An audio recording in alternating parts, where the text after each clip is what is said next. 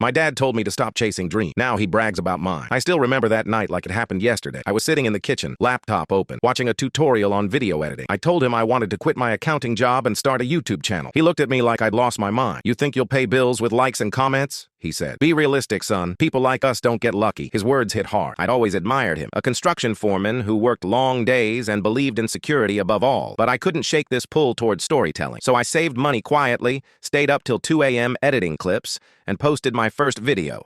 A short documentary about small-town workers like him. It got 12 views. I almost quit right there. But one of those 12 was a guy who commented, "This hit me hard. Reminds me of my dad." That was enough to keep me going. For 2 years, I lived like a ghost. Worked during the day, edit at night. Every time I came home late, Dad would mutter, "Still chasing that nonsense?" I'd just smile and keep walking. I missed birthdays, dinners, and sometimes sleep. My videos barely hit 100 views. My camera broke twice, and I once edited an entire project only for my laptop to crash before saving. But something inside me refused to stop. I filmed with borrowed gear, took the bus 2 towns away just to interview people, and made films about janitors, delivery drivers, and single moms.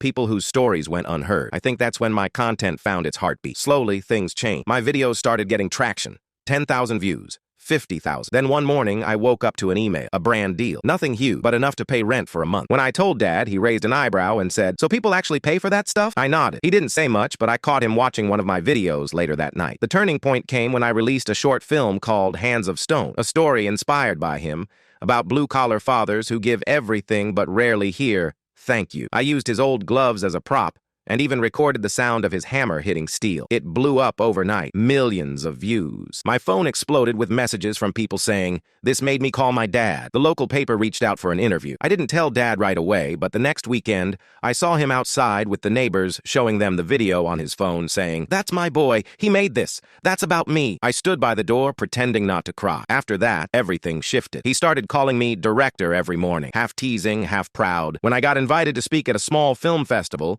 he came dressed in a collared shirt and sat in the front row. During the Q&A, someone asked what inspired me, and before I could answer, Dad shouted from the audience, "It was me!" Everyone laughed, and for the first time I saw tears in his eyes, proud ones. A few months later, I quit my job for good. I thought he'd be angry, but he just nodded and said, "If you're gonna chase something, make sure you catch it." That was the closest he'd ever come to saying he was proud of me. Now, whenever someone stops me in public and says they loved my work, he's the first to speak up. "That's my son.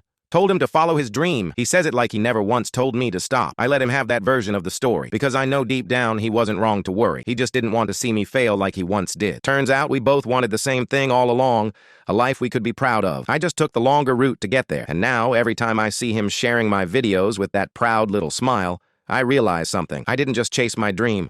I gave him one too.